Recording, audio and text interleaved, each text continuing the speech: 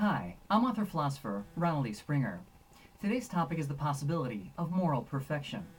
For centuries, perfection has been preached as an ideal that men must be measured against, yet can never reach. Animals trip, stumble, and fall out of trees, but man is a failure if he remains subject to the laws of gravity, to the weather, or if he's not aware of all knowledge in advance of its discovery. Men cannot be considered perfect as long as he's subject to the natural flow of life. Instead of acknowledging his sincere living effort, his worth is measured by whether or not he trips on a sidewalk, never spills anything, never gets sick, never gets angry. One mistake, one sneeze, and you're damned. Some try to maintain this miserable pretense, never admitting wrongs or putting on a show, while the rest accept that man can be nothing but imperfect.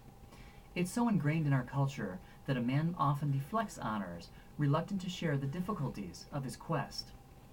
For one, he knows his secret passion, pushing himself to the limit, is not viewed fondly. It's feared, envied, and hated.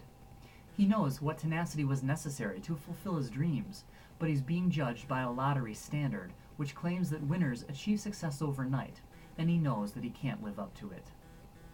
Rational perfection for man doesn't require everything he does to be on cue. Perfection isn't whether a man trips, but whether or not he attempts to recover, versus falling on his face.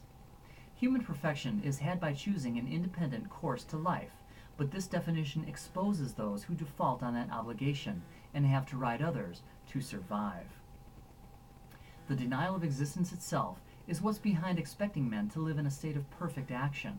Spirit murderers pretend perfection means infallibility and expect to shame us for slipping on a pretense that we never practiced to begin with.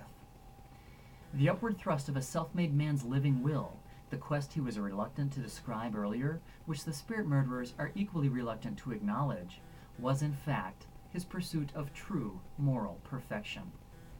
Until next time, for moralarmor.com, I'm author-philosopher Ronald E. Springer.